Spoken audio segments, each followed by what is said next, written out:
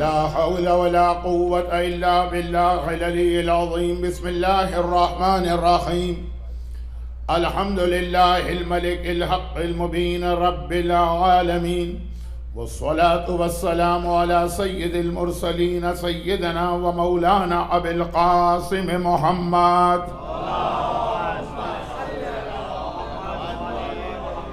وآله الطيبين الطاهرين الذين أذهب الله عنهم الرجس وطهرهم تطهيرا.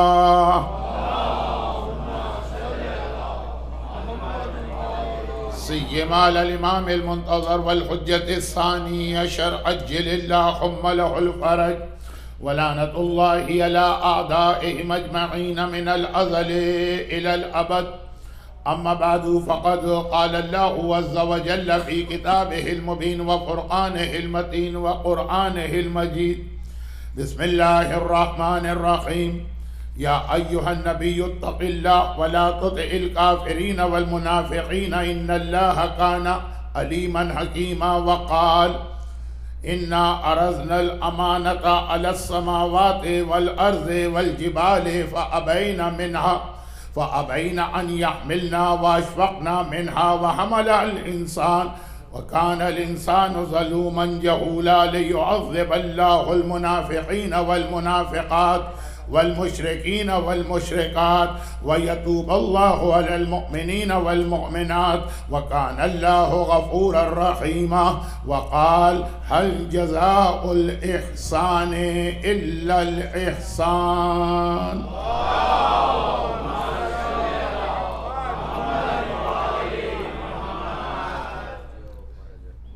ایام ازا محرم 1441 ہجرہ کا یہ پہلا اشرا اپنی اختتامی منزل پر ہے. 10 مجالس ہو چکی ہیں اور آج یہ 11ویں مجلس ہے. آج کی مجلس میں مومنین اور مومنات کے لیے شرکت بہت مشکل ہوتی ہے. پرسوں رات شب عاشور سے لے کے کل شام غریبہ تک اتنے لوگ تھک چکے ہوتے ہیں کہ بہت سارے عزاخانوں میں 11 محرم کی اب مجلس بھی نہیں ہوتی ہے. شام غریبہ کے بعد ڈائریکٹ پھر 12 محرم سوئم یا زیارت کی مجلس ہوتی ہے. لیکن جو مومنین اور جو مومنات آج کی مجلس میں آ گئے ہیں تو ان کا خیال کرتے ہوئے میں اسی موضوع کو آگے بڑھاتا ہوں. اور آج میں نے قرآن کریم کی جن آیتوں کی تلاوت کی، یہ ہر دفعہ اور ہر سال 11 محرم کی مجلس میں میرا موضوع بنتی ہیں. خاص یہ آیتیں نہیں، یہ آیتیں جس سورہ کی ہیں. اور کل کی مجلس یعنی کل سے مطلب آنے والا کل، ٹمورو، شب جمعہ بھی ہے. تو شب جمعہ کی مجلس میں تو ہمیشہ میرے کچھ میسیجز ایسے ہوتے ہیں جو مجھے دینا پڑتے ہیں، چاہے شارٹ کر کے دوں. تو اس اعتبار سے یہ آج کی مجلس ایک طرح سے ایام اضحیٰ کے پہلے عشرے کا جو سبجیکٹ تھا اس سلسلے کی تقریباً آخری مجلس ہے. مگر میں نے یہ عرض کیا نا کہ اس مجلس میں سورہ احزاب کو اپنا سبجیکٹ بناتا ہوں. جو پہلی محرم سے سبجیکٹ چل رہا ہے وہ اپنی جگہ رہے گا، بیچ میں سورہ احزاب کا ذکر بھی آ جاتا ہے. لیکن اس سے پہلے کہ میں اس کا یہ ریزن بتاؤں کہ آخر آج کی اس مجلس میں سورہ احزاب کیوں میرا ٹاپک بنتا ہے. آج میں نے خطبے کے بعد سورہ احزاب کی پہلی آیت کی تلاوت کی ہے، سورہ احزاب کی آخری آیت کی تلاوت کی، فرسٹ اینڈ لاسٹ 2 آیت. لیکن اس سے پہلے کہ یہ بات کو آگے بڑھاؤں، چاند رات کی مجلس میں جو بات میں نے کہی تھی اس کو ایک بار پھر ریپیٹ کر دوں، اس لیے کہ پہلا عشرہ تو بے شک ہو گیا، فرسٹ 10 days، لیکن ابھی بھی غم کی وہ تاریخیں چل رہی ہیں. کل آنے والی تاریخ زیارت کی مجلس، وہ چاند رات کا جو میسیج ہے اعمال عاشورہ میں جب آپ دعائے علقمہ پڑھ رہے ہوں گے تو اگر ٹرانسلیشن آپ کے سامنے ہو یا تھوڑی بہت عربی آپ کو آتی ہو تو آپ کا دل بھی نہیں چاہ رہا ہوگا کہ یہ دعا پڑھی جائے. اور ادھر علقمہ وہ راوی جن کے ذریعے یہ روایت ہم تک آئی، انہیں امام معصوم یہ بتا رہے ہیں کہ جب تم کربلا معلی جاؤ اور عاشورہ کا دن ہو تو یہ دعا وہاں پہ پڑھو، یعنی اپنے جعفری سینٹر اٹلانٹا میں نہیں، کربلا میں آقا حسین کی ذریعے کے سامنے بھی یہ دعا پڑھنے کا حکم دیا جا رہا۔ بلکہ میں جملے کو کمپلیٹ کر دوں، اگر آپ کی عربی اچھی ہے یا آپ کے سامنے ٹرانسلیشن ہے تو اعمال عاشورہ میں دو چیزیں ایسی ہیں کہ جو دل نہیں مانتا ہے کہ اس کو انجام دیا جائے۔ ایک وہی سورہ احزاب جس کی آیت کو میں نے آج کے خطبے میں تلاوت کیا، دل ہی نہیں مانتا ہے کہ عاشورے کا دن، اعمال عاشورہ کا وقت ظہر سے جسٹ بیفور میدان کربلا کا جہاد اپنے پورے پیک اور عروج پر ہے، گردنیں کٹ رہی ہیں، شہداء کی لاشیں آقا حسین اٹھا رہے ہیں، پیاس کی شدت ہے، اور ہم کیا پڑھ رہے ہیں کہ اے نبی اپنی عورتوں سے کہہ دو کہ چادریں صحیح پہنیں اور حجاب کریں اور بال چھپائیں اور اپنے شوہروں اور باپ اور ماں کے علاوہ کسی نامحرم کے سامنے نہ جائیں۔ وہی جو سورہ احزاب کی آیت ہے، اگر میں اردو میں اس وقت پڑھ رہا ہوں 11 بجے تو بہت عجیب لگے، بلکہ بہت سے لوگ کہہ بھی دیں گے کہ نہیں ہمیں یہ نہیں سننا، بلکہ کچھ زیادہ بدتمیز لوگ کہہ دیں گے کہ یہ آپ مجلس پڑھ رہے ہیں کہ یہ وہابیت کو پروموٹ کر رہے ہیں۔ مگر جہاں جہاں دنیا میں اعمال عاشورہ ہوتے ہیں، آپ کا دل چاہے کہ دل نہ چاہے، آپ کو یہ آیتیں پڑھنا پڑتی ہیں۔ ایک آیت نہیں ہے جس کا میں نے خلاصہ بیان کیا کہ اے رسول یاد کرو وہ وقت کہ ہم نے تمہاری شادی اس لڑکی سے کرائی تھی کہ جسے پہلے زید نے اپنے لیے چوز کیا تھا، اور پھر جب طلاق ہو گئی تو زوجناکہا، ہم نے وہ نکاح تمہارا کرایا۔ یہ عاشور کا دن، ظہر کا وقت، جہاد کربلا اپنے پورے عروج پر، اور شادی بیاہ اور طلاق اور پیغمبر کی شادیاں، اور اتنا قرآن کریم اس واقعے کو ہائی لائٹ کر رہا ہے کہ پورے قرآن میں پیغمبر کے 120,000 صحابیوں میں صرف ایک صحابی کا نام آیا ہے، زید، اور وہ بھی سورہ احزاب میں جو اعمال عاشورہ۔ حتیٰ بعض ہمارے یوتھ بھی کنفیوز ہیں کہ آخر قرآن کریم میں مولا کا نام کیوں نہیں آیا، لیکن زید کا نام آیا، اور اس سورے میں آیا ہے جو عاشور کے دن پڑھا جاتا ہے، اور یہ نام بھی صرف اس لیے آیا، اس لیے نہیں آیا کہ بڑا جہاد کیا، بڑی قربانیاں کی، بڑا سیکریفائس کیا، اسلام کے لیے یہ سروس دی، شادی کی، طلاق دی، شادی طلاق، طلاق شادی۔ تو اب یہ تو میں تھوڑی دیر بعد آنے والا ہوں۔ اور دوسری اعمال عاشورہ کی جو دعا نہیں پڑھی نہیں جاتی ہے وہ دعا علقمہ ہے۔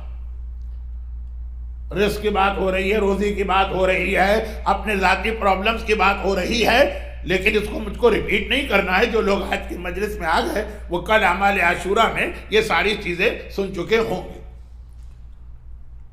لیکن دل نہیں جا رہا۔ اور اسلام ایک ہی چیز کا نام، آپ کا دل نہ چاہے لیکن اگر اللہ کہے کہ یہ کرنا ہے تو وہ کام کرنا ہوگا۔ اپنے دل کو قربان کر دو اللہ کی خواہش پر۔ اگر آپ کا من کہے کہ یہ چیز مجھے نہیں چاہیے لیکن رسول کہیں کہ تمہیں یہ کام کرنا ہے تو اپنے من کو قربان کر دو حکم رسول۔ اگر آپ کو بالکل پسند نہ آ رہا ہو لیکن امام کہیں کہ یہ کام کرنا ہے تو اپنی ناپسندیدہ چیز پر بھی عمل کر لو امام کی خاطر۔ یہ ہے اسلام، اسلام کی سمری، اسلام کا خلاصہ۔ چنانچہ اعمال عاشورہ میں ہم سورہ احزاب کی تلاوت قیامت تک کرتے رہیں گے، دعائے علقمہ قیامت تک پڑھتے رہیں گے، کیونکہ امام نے حکم دیا۔ اور یہ حکم امام نے کیوں دیا ہے؟ سورہ احزاب کی بات نہیں کر رہا، دعائے علقمہ کی، اس لیے کہ کل میری آخری مجلس ہے، لیکن کل شب جمعہ شروع ہو چکی ہوگی انشاءاللہ۔ اگر کل تک زندگی رہی تو کل آخری مجلس ہے، کل شب جمعہ شروع ہو چکی ہوگی۔ جمعے کے دن ایک بار پھر میں چاند رات کا میسج دوبارہ ریپیٹ کر رہا ہوں، لیکن مجھے ڈر لگ رہا ہے کہ میں نے کچھ زیادہ وقت لے لیا تو شارٹ کرتا ہوں۔ اور یہ بہت فیمس بات ہے، اس لیے اس کی ڈیٹیل میں جانے کی ضرورت نہیں ہے کہ ویک کے 7 دن چہاردہ معصومین میں اسلام نے تقسیم کر دی۔ کہا کہ یہ دن ان کے لیے، ایک دفعہ میں نے پہلے بھی اسی عشرے میں بات بیان کی، یہ دن ان کے لیے، یہ دن ان کے لیے۔ اس میں فرائیڈے کا دن رکھا گیا ہے زمانے کے امام کے لیے، اور دن رکھنے کا مطلب یہ نہیں ہے کہ بس یہ امام کا دن ہے، اس کا مطلب یہ ہے کہ جب دن کی سٹارٹنگ ہو تو آپ پہلے اس امام کو سلام کریں، اس کے بعد پھر اپنے دوسرے کام شروع کریں۔ دن ہمارے ہاں یعنی اکارڈنگ ٹو اسلام اسٹارٹ ہوتا ہے نماز شب سے، اور پھر فجر کی نماز پڑھیے اور پھر اس امام کی زیارت پڑھیے جس کا وہ دن، فرائیڈے زمانے کے امام کا دن۔ اب اس میں ایک لفظ وہ آتا ہے، ایک ٹائٹل امام کا، یا مولایا انت کریم من اولاد الکرام۔ جو زیارت پڑھتے ہیں ایوری فرائیڈے دنیا بھر میں ہر جگہ پہ، فجر کے بعد نہیں، ظہر کے بعد یا جمعے کے بعد یہ زیارت پڑھی جاتی۔ اور امام زمانہ کے بہت سارے القاب ہیں، سفینۃ نجات، عین الحیات، اسی زیارت میں آخر میں ہم جاتے ہیں تو ایک جملہ کہتے ہیں، یا مولایا انت کریم من اولاد الکرام مامور بالضیافۃ والاجار فاعذفنی واجر۔ مولا آپ کریم ہیں، اور کریم کی اولاد میں اللہ نے آپ کو اسی کام کے لیے مقرر کیا ہے کہ مہمانوں کی خدمت کرے اور ان کو پناہ میں لے، بس مجھے بھی اپنی پناہ میں لیجئے۔ زیارت کا یہ جملہ ہے، ہر جمعے کو ہم پڑھتے ہیں، اپنے آپ کو امام کی پناہ میں دیتے ہیں۔ بٹ موضوع امام زمانہ نہیں ہے، موضوع ایک لفظ انت کریم من اولاد الکرام۔ چاند رات کا موضوع آج آخری مجلس میں آ رہا ہے، کیونکہ آنے والے کل کی مجلس شب جمعہ کی وجہ سے اس کے اپنے ٹاپکس الگ ہو جائیں گے۔ تو اب پھر سنیے، کریم، انت کریم، عربی میں 4 لفظ ہیں۔ یہ کریم کا لفظ جس حوالے سے آیا ہے، اب جیسے مثلا کہا جائے بہادری، تو بہادری کے لیے عرب میں 8-9 لفظ ہیں۔ تو اب دولت کے استعمال کے حوالے سے اللہ نے آپ کو بہت دیا، اور آقا حسین کی برکت سے اور دے گا۔ آقا اپنے بچوں کی بھوک اور پیاس پہ راضی ہیں، لیکن آپ کے بچوں کو سیراب بھی دیکھنا چاہتے ہیں اور دنیاوی ہر حلال سہولت کے ساتھ دیکھنا چاہتے ہیں، خوش ہوتے ہیں آقا۔ تو بہت دیا ہے اللہ نے، اور مزید آپ کو دے گا، لیکن دولت یا ویلتھ جو آدمی کی ہے اس کے حوالے سے عجب سمجھدار آدمی کے لیے شاید شیکسپیئر کا ایک بہت ہی مشہور ڈرامہ ہے ہیملیٹ، اس کے اندر یہ جملہ آیا کہ جب وہ زہر دینا چاہتا تھا کسی کو، اور وہ جاتا ہے گروسری شاپ میں یا میڈیکل اسٹور میں اور زہر خریدتا اور دکاندار کو پیمنٹ کرتا ہے، مثلا $100 کا نوٹ دیا اور زہر خریدا، دکاندار نے کہا احتیاط سے لے جاؤ، یہ پوائزن لے جا رہے ہو تم۔ تو جو شیکسپیئر کی ورڈنگ، شیکسپیئر کے الفاظ، میں تو وہ تلفظ بھی ادا نہیں کر سکتا ہوں۔ تو شیکسپیئر نے یہ جملہ کہلوایا اس شہزادے سے جس نے زہر خریدا، زہر یہ نہیں ہے جو میں لے جا رہا ہوں، یہ جو $100 میں تمہیں دے رہا ہوں نا، اصلی زہر یہ ہے، یہ دولت جو ہے یہ ہے وہ زہر جو فاطمہ زہرا نے اللہ سے منت مانی تھی یا دعا کی تھی کہ میرے گھر کے اندر یہ دولت نہ آنے پائے، یہ زہر نہ آنے پائے۔ یہ ہے شیکسپیئر کا جملہ، لیکن شیکسپیئر ہو کہ ڈانٹے ہو، یہ سب نے لیا کہاں سے ہے یہ تمام چیزوں کو؟ مولا کے کلام سے۔ نہج البلاغہ میں مولا کو مشہور خطبہ جو مجھے 100% کیا 110% یقین کہ اتنی بار آپ نے ممبر سے سنا کہ اس کو بیان کرنے کا مقصد ایک طرح سے مولا کا واقعہ ہے، لیکن ایک طرح سے آپ کا ٹائم ویسٹ کرنا، وہ خطبہ جس میں مولا نے یہ بتایا کہ میرا سگا بڑا بھائی عقیل رات کو میرے پاس آیا تاکہ مجھ سے مدد لی جائے، اور مولا نے ان کی مدد کرنے سے انکار کیا۔ بہت دلچسپ واقعہ ہے، لیکن بہت زیادہ آج کل پڑھا جاتا ہے۔ تبلیغی مجالس پڑھنے والا ہر خطیب، ہر ذاکر، ہر عالم، ہر اسٹوڈنٹ کو واقعہ ضرور پڑھتا ہے، تو میں ادھر نہیں جا رہا ہوں، میں اس کے آخری جملے پہ آ رہا ہوں جو خطبہ۔ واقعہ تو اپنی جگہ ہے کہ مولا نے منع کر دیا، بلکہ آگ ان کے ہاتھ میں رکھ دی، لیکن پھر جو اگلے دن خطبہ دیا اس میں مولا نے کہا، اور اس سے زیادہ عجیب واقعہ، مولا کا جملہ کوٹ کر رہا ہوں، مولا کا ممبر ہے، مولا کا جملہ ہے، نہج البلاغہ کا خطبہ ہے، کہا کہ یہ تو میرے پاس میرا بھائی آیا، اور اس سے زیادہ عجیب بات یہ کہ کل رات کو میرے پاس ایک آدمی آیا اور مجھے شہد دیا۔ گجراتی میں کیا کہتے ہیں؟ مد کیا؟ اچھا سمجھ گئے آپ لوگ۔ تو یہ مجھے شہد لا کے دیا، یہ عرب کی بہترین غذا۔ اسی حوالے سے تو مولا نے ایک مشہور جملہ کہا تھا، کیا انسان کس چیز پہ اکڑتا ہے اور کس چیز پہ فخر کرتا ہے؟ جو سب سے بہترین غذا جسے قرآن نے کہا فیہ شفاء للناس، شہد کی مکھیوں کی وومٹ اور قے، اور وہ تو خیر الگ چیز ہے، بہترین قرآن جسے کہہ دے کہ اس میں انسانوں کے لیے شفاء شہد۔ میں ابھی تو موضوع پہ آیا ہی نہیں اور بڑی تیزی سے آنا ہے۔ مولا نے کہا کہ رات کے وقت میرے پاس ایک آدمی یہ گفٹ لے کے آیا، یہ شہد لے کے آیا اور مجھے دیا۔ یہ وہی اشعث ابن قیس۔ یہ تو ایک ایسا خاندان ہے کہ ایسا لگتا ہے اہل بیت کی دشمنی اپنی تقدیر میں لکھوا کے آیا۔ یہاں پہ لفظ تقدیر آ سکتا ہے جو خیبر میں لوگ مولا کے لیے استعمال کر جاتے ہیں، اشعث ابن قیس۔ اسی کا بیٹا محمد ابن اشعث ابن قیس تھا، جس نے کوفے میں گڑھا کھود کر دھوکہ دے کے مسلم ابن عقیل کو گرفتار کیا اور پھر کربلا بھی گئے۔ اور اسی کی بیٹی جودہ ابن اشعث ابن قیس سے جس نے امام حسن کو زہر دیا، اور خود یہ ساری زندگی مولا کی مخالفت کرتا رہا۔ حضرت ابو بکر کی بہن اس کے گھر میں تھی، یہ ان کا بہنوئی ہے۔ مولا کے بڑے اس کے دلچسپ واقعات ہیں، انٹرسٹنگ۔ خیر، مولا کہتے ہیں رات کو ایک آدمی آیا، شہد مجھے دیا، میں نے اس سے پوچھا یہ کیا؟ وہ کیا چیز ہے؟ یہ زکوٰۃ ہے، فطرہ ہے۔ مولا کے ہاتھ میں بیت المال ہے نا۔ اب جہاں باہر یہاں ایک ٹیبل میں نے 10 دن دیکھی تھی، آپ کے اکاؤنٹنٹ وغیرہ بیٹھتے ہوں گے، ٹریجرر، آج وہ نظر نہیں آ رہی ہے۔ خیر، تو اب جب کوئی آدمی پیسے لا کے دیتا ہے تو پہلا سوال ہوگا یہ کیا؟ یہ ڈونیشن ہے، مجلس کے لیے ہے، مینٹیننس کے لیے ہے، علم کے لیے ہے، نیاز کے لیے ہے۔ یہ سوال ضروری، تاکہ ایک مد کا پیسہ دوسرے میں استعمال نہ ہو۔ اب بہت یہ اسلام کے بہت اہم مسائل ہیں۔ امام باڑے کی چیز مسجد میں لے جانا حرام ہے، مسجد کی چیز امام باڑے میں لے لانا حرام ہے، یہاں کی چیز کچن میں لے جانا حرام۔ اب تو یہ آج کا موضوع تو پھر تو بہت لمبا ہو جائے گا۔ خلاصہ یہ مولا نے پوچھا یہ ہے کیا؟ یہ مولا خود نہج البلاغہ کے خطبے میں کہہ رہے ہیں یہ زکوٰۃ ہے، حقوق شرعی ہے کیا؟ اس نے کہا کہ یہ کچھ نہیں، ایک گفٹ میں آپ کو دے رہا ہوں۔ مولا نے کہا وائے ہو تیرے حال پر، اس کے ذریعے مجھے سیدھے راستے سے ہٹانا چاہتا؟ مجھے یہ شہد، یہ شہد، یہ شہد، یہ بہترین غذا۔ امام فرما رہے ہیں، یہ امام کا جملہ، یہ مجھے سانپ کی قے اور وومٹ لگ رہی تھی۔ وومٹ کتنی کھنونی اور کراہیت والی چیز ہوتی ہے کہ آدمی سے گھبراتا ہے، اپنی وومٹ بھی برداشت نہیں ہے، کہاں سانپ کی۔ اب شیکسپیئر کا جملہ بعد میں ہوگا، مولا کا جملہ پہلے ہے۔ تو یہ دولت دنیا، مگر دولت کے حوالے سے اسلام نے انسانوں کی 4 کیٹیگریز کر دی۔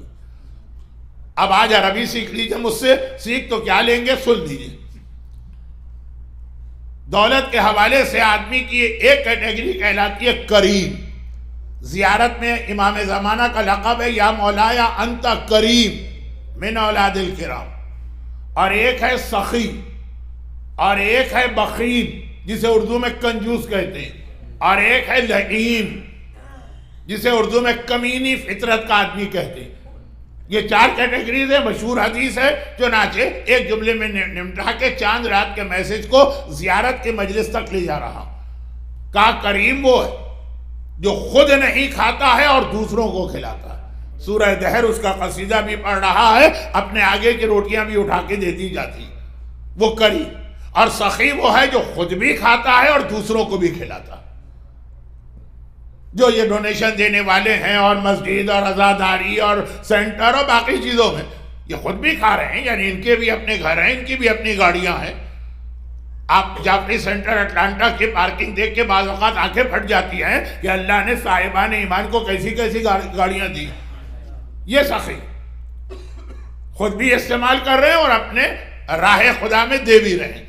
اور ایک ہے بخیل جو اب with due respect آپ کی نیکسٹ جنریشن میں مجھے اس کے سائنس نظر آ رہے ہیں۔ بخیل یعنی کنجوس، کہا وہ خود تو کھاتا ہے، دوسروں کو دینے کو تیار نہیں ہوتا۔ اس کی تھنکنگ ہوتی ہے می اینڈ مائی فیملی، جو کچھ ہے وہ اپنے لیے ہے، کسی چیز میں اپنے لیے کمی نہیں ہے، مگر دوسروں کو اس میں شیئر نہیں کرائے گا۔ اور ایک ہے لئیم جو خود بھی کچھ نہیں کھاتا ہے اور دوسروں کو بھی نہیں کھلاتا، دولت پہ دولت جمع کیے جا رہا ہے، اپنے اوپر بھی یوز نہیں کرتا۔ جو مولا نے کہا یہ تو امین ہے جو نیکسٹ جنریشن کو دے کے جا رہا، لیکن وہ موضوع بدل جائے گا کیونکہ پھر سوال آئے گا۔ مولا کی وہ حدیث کہ اس سے بڑا بدقسمت انسان کون ہے کہ پیسے اس نے جمع کیے، قبر میں حساب کتاب اس کو دینا ہے، اور اس پیسے کا لطف، مزہ، آرام، پلیجر وہ دوسرے لوگوں کو لینا۔ مزہ لیا ہے گھر کے زندہ رشتہ داروں نے، جو بعد والے جنہوں نے کوئی کام کاج نہیں کیا، باپ کی طرف سے ان کو سب مل گیا، اور معلوم ہے حساب کتاب دے رہا ہے باپ قبر کے اندر۔ یہ تو شب جمعہ کا موضوع ہے قبر، تو شاید کل آ جائے۔ تو یہ ہے لعین، خود بھی نہیں کھاتا، دوسروں کو بھی نہیں دیتا۔ ابھی الحمدللہ صاحبان ایمان اس اسٹیج پہ نہیں پہنچے، کم از کم یہاں پر، لیکن بخیل والا اسٹیج آ رہا ہے، می اینڈ مائی فیملی۔ بہرحال ابھی آپ لوگ ہیں سخی والے اسٹیج پہ۔ یہ چاروں چیزیں دولت کے حوالے سے، نعمتیں، دولت اور نعمتیں جو اللہ نے دی، مگر سب سے پہلی کیٹیگری ہے کریم، جو خود کچھ استعمال نہیں کرتا اور سب کچھ دوسروں کو دے دیتا۔ زیارت میں امام زمانہ کا لقب ہے انت کریم من اولاد الکرام، مولا آپ بھی کریم ہیں اور آپ کے بزرگ بھی سارے کریم تھے۔ آپ کریم کی اولاد میں ہیں اور خود بھی کریم ہیں، خود نہیں لیں گے کچھ، خود فاقے کریں گے، ہمیں روزیاں دیں گے، خود بیمار رہیں گے، ہمیں شفا دیں گے، خود قید میں رہیں گے، ہمیں رہائی دلوائیں گے، خود مصیبتوں کا سامنا کریں گے، ہماری مصیبتیں دور کرتے رہیں گے، مشکل کشا کائنات بنیں گے۔ اپنے گھر کا دروازہ جلے گا تو خاموش رہیں گے، آپ کے گھر پہ کوئی دشمن آ جائے تو علی کی تلوار اس کے خلاف حرکت میں آ رہی ہوگی۔ یہ ہے کریم۔ امام زمانہ کریم ہیں اور اولاد کریم ہیں، سارے بزرگ کریم ہیں۔ یہی چاند رات کا میسج تھا کہ دل نہیں چاہتا ہے اس مہینے کے پہلے 10 دنوں میں اپنی کوئی حاجت طلب کرنے کا، لیکن وہ کریم اس پر خوش نہیں ہے کہ وہ فاقے کر کے آپ کے آگے کھانا رکھے اور آپ کہیں مجھے نہیں کھانا۔ وہ اس پر خوش ہے کہ وہ فاقے کر کے آپ کے سامنے رکھتا ہے اور آپ واقع اس کی خوشی کی خاطر۔ تو اب یہ ایام عزا کی تاریخیں گزرتی چلی جا رہی، اگرچہ محرم تو ابھی پورا مہینہ ہے، لیکن کم از کم آقا حسین سے منسوب 2 راتیں اور ہیں۔ اپنے مسائل، اپنے پرابلم، اپنی حاجتیں، یہ سب بارگاہ الہی میں حسین کے وسیلے سے پیش کرے، آپ دیکھیں گا کتنے جلدی آپ کی حاجتیں قبول ہیں۔ مسلم ابن عقیل کے ذریعے سے عدالت میں اگر کوئی کورٹ کی پروسیڈنگ ہے، کسی کے ٹرائل ہو رہا ہے، آسانی، اولاد نہیں ہے، آسانی ہے، یہ میں پہلے بیان کر چکا ہوں۔ لیکن آقا حسین کا وسیلہ ہر حاجت کے لیے اور ہر دعا کے لیے، وہ اللہ کا وعدہ تھا۔ 3 وعدے تو اللہ نے حسین سے فوراً کر لیے۔ الامامہ فی ذریتہ ہی، امامت تیری اولاد میں ہے، والشفا فی تربتہ ہی، بیماری سے شفا تیری قبر کی مٹی میں ہے، والاجابت تحت قبتہ ہی، اور ہر دعا قبول ہے جو تیری زری کے گنبد کے نیچے مانگی جائے۔ لیکن اس کے علاوہ حسین کا وسیلہ اور واسطہ بہت بڑا ہے۔ اب ایام عزا اختتام کے مرحلے پر ہے۔ کل کی رات جمعرات یعنی شب جمعہ، ویسے ہی شب دعا، لیکن میں نے کہا کہ ابھی سے آپ کو تیار کروں کہ یہ رات بھی اور کل کا دن بھی۔ کبھی اردو کا ایک محاورہ، آدمی ایک رات سوتا ہے اور سارا سال روتا، اور کبھی ایک رات جاگتا ہے اور سارا سال سوتا ہے۔ یعنی کچھ ایسے موقع آتے ہیں کہ اللہ آپ کی ہر حاجت پوری کرے اور آپ نے اس کو مس کر دیا، پھر پورا سال آپ پریشان رہیں گے۔ تو ایام عزا کا یہ میسج میں کبھی نہ دیتا، دعائے القمہ کی وجہ سے کہ جب دعا آپ عاشورے کے دن پڑھ رہے ہیں، اس کا میسج اگر عاشورے کے 2 دن کے بعد دیا جائے تو حرج نہیں ہے۔ مگر انت کریم من اولاد الکرام خالی امام زمانہ کے لیے نہیں ہے، ہر امام کے لیے، آقا حسین کے لیے بھی ہے۔ انت کریم من اولاد الکرام مولا علی کے لیے بھی ہے۔ تو جب وہ کریم ابن کریم ابن کریم ابن کریم ہے تو ان کی کرامت سے فائدہ اٹھائیے۔ اور اب ہم آگے بڑھتے ہیں، اور اس میں یاد رکھیے کہ کبھی عزاداری کے حوالے سے اپنے کسی خرچے میں کمی نہ آنے دیجیے۔ مگر مجھے نہیں پتا کہ آپ حضرات کے یہاں، کیونکہ بہت سی چیزیں آدمی بزرگوں سے لے کے آتا، اہل بیت سے ریلیٹڈ جو نظر نیاز اس کا کیا کنسپٹ ہے، لیکن میں ویسے تو پاکستانی، لیکن بزرگوں کا تعلق یو پی سے ہے۔ ہمارے یہاں اہل بیت سے ریلیٹڈ جو چیز ہوتی ہے اس کی پاکیزگی کا، طہارت کا، کلیننس کا لفظ تو صحیح نہیں ہے، کلین الگ چیز ہوتا ہے، پاک الگ چیز ہوتا ہے۔ پاکیزگی کا بڑا خیال رکھا جاتا تھا کہ بھئی یہ آیت تطہیر ہے ان کے لیے، پاک و پاکیزہ اپنے لیے جو چیز ہم استعمال کریں گے اس میں اتنا ہم کیئر نہیں کریں گے، اس کو بھی پاک ہونا چاہیے، نجس چیز نہیں، لیکن اہل بیت کے لیے تو پیک پہ پہنچا دیتے۔ ہم نے تو وہ زمانہ بھی دیکھا کہ جہاں پہ نظر و نیاز کے لیے ہمیشہ کورے برتن لائے جاتے تھے جو اس سے پہلے کبھی استعمال ہی نہ ہوئے، اور عورتیں نہا دھو کر پھر نظر و نیاز کی تیاری کرتی تھی۔ لیکن آج کی مجلس کا موضوع کہاں ہے؟ وقت گزرا جا رہا ہے، میں جلدی سے آ جاؤں۔ یہ ساری پاکیزگی اپنی جگہ پر، لیکن اگر مال پاک نہیں ہے تو یہ نہانا، یہ دھونا، یہ نئے کپڑے، یہ نئے برتن سب بیکار۔ اگر مال پاک نہیں ہے، اہل بیت کی خدمت میں جو پاکیزگی پیش کرنا، آپ کربلا جاتے ہیں زیارت کے لیے، خیر یہاں پر بھی ایک کنٹروورسی لوگوں نے پیدا کی ہے، تو آئیے میں نجف کی مثال دے دوں، کاظمین کی مثال دے دوں، چلے مدینے کی مثال دے دوں، چلے مکے کی مثال دے دوں۔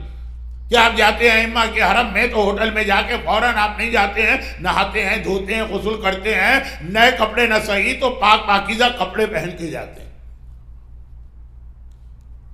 اب کربلا کے حوالے سے بھی حکم یہی ہے کہ غسل زیارت مستحب ہے، غسل کر کے جاؤ، لیکن وہاں لوگ اپنی تھنکنگ لے آتے ہیں کہ جی ہم تو کربلا میں آقا حسین کے روضے میں جائیں گے، گندے کچیلے میلے گردآلود بس جیسے سوگوار ہوتے ہیں، لیکن وہی بات ہمارا دل یہی چاہ رہا ہے کہ ویسے جائیں، لیکن امام کہتے ہیں کہ ہمارے پاس آنا ہے تو غسل زیارت کر کے آؤ، اور یہ بھی ایک عجیب بات ہے۔ کربلا کی زیارت کے حوالے سے بہت ساری باتیں میں کربلا میں سنتا رہتا ہوں، لوگوں کے اپنے خیالات میں کوئی باندھا نہیں اگر وہ اسلام سے ٹکرائیں نہیں۔ جیسے ابھی میں مثالیں دے رہا تھا کہ عورتیں جو ہیں نظر کی چیزیں نہا دھو کے بناتی ہیں، اس میں اسلام سے کوئی ٹکراؤ نہیں۔ نئے کپڑے، نئے تو نہیں یعنی جو استعمال شدہ ہیں لیکن دھو کر کپڑے پہنے جاتے ہیں، نئے برتن لائے جاتے ہیں، کوئی ٹکراؤ نہیں ہے اسلام سے، اپنے دل کی بات ہے عمل کرو۔ لیکن جہاں ٹکراؤ ہو جائے، اور عجیب بات یہ کہ اسی کربلا میں مومن اپنے ہی غلط خیال کا جواب بھی دے دیتا، بھئی مولانا آپ زیارت پہ تو لے آئے ہیں، لیکن وہ جو کربلا میں اطراف کی زیارتیں وہ کس دن کرائیں گے؟ اچھا چلے کل چلے گے، اب زیارتیں کل ہو رہی تو مولانا وہاں بھی تو لے جائیے، جو ایک باغ ہے چھٹے امام کا، ہمیں اس کی بھی زیارت کرنا ہے، وہاں بھی لے گئے۔ اب کہا کہ اس کی ہسٹری کیا ہے؟ ہر ایک کو پتا ہے ہسٹری، کوئی پہلی دفعہ جانے والا تو نہیں ہوتا ہے بچوں کو چھوڑ کر، کہ جب امام کربلا میں اپنے دادا کی زیارت کو آتے ہیں، یہاں رکتے ہیں، غسل کرتے ہیں، اس کنویں سے پانی لے کر، غسل کرنے کے بعد یا فرات کے پانی سے غسل کرتے ہیں، اس کے بعد روضے میں جاتے ہیں۔ زیارت میں آپ سن بھی رہے ہیں کہ امام یہاں غسل کر کے روضے میں جاتے ہیں، اور جب اپنی زیارت کا وقت آتا ہے تو کہتے ہیں جی یہ جو مراجع فتویٰ دے رہے ہیں کہ غسل مستحب ہے زیارت امام حسین کے لیے، بلکہ آیت اللہ سیستانی کا فتویٰ تو یہ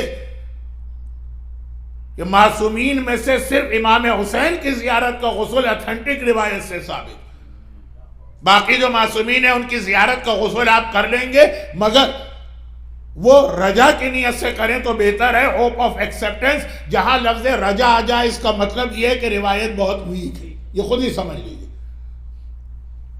صرف امام حسین کی زیارت کی روایت موسٹ اتھینٹک روایت غسل، اور اسی میں لوگ کہتے ہیں غلط ہے، تو خیر یہ تو بات ضمناً بیچ میں اس لیے آ گئی کہ غلط فہمی لوگوں کے ذہن میں ہے، میں نے کہا کہ ذرا اس کی وضاحت کر دوں، واپس آ جائیے اصل موضوع پر، اور وہ یہ کہ طہارت پاکیزہ چیز اہل بیت کو دو، لیکن یہ پاکیزہ خالی جسم اور کپڑے اور برتن کی حد تک نہ ہو، سب سے اہم چیز تو وہ پیسہ ہے کہ جس کے ذریعے سے آپ اہل بیت کی کوئی خدمت کر رہے ہیں۔ خاص طور پر اگر کوئی لقمہ کسی کے پیٹ میں جا رہا ہے، تبرک ہے، نیاز ہے، نظر ہے، لیکن اس کے علاوہ اس کی طہارت کا کوئی انتظام نہیں کرتا۔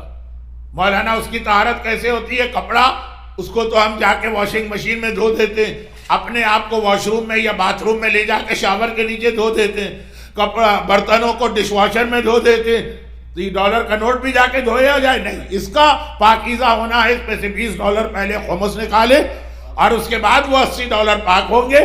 اور اگر آپ خمس دیتے بھی ہیں یا آپ پر خمس واجب نہیں ہے تو کسی اور مومن کا حق بھی نہیں ہونا چاہیے۔ وہ ہے نوٹ کی پاکیزگی، مال اہل بیت کو پاک و پاکیزہ چاہیے،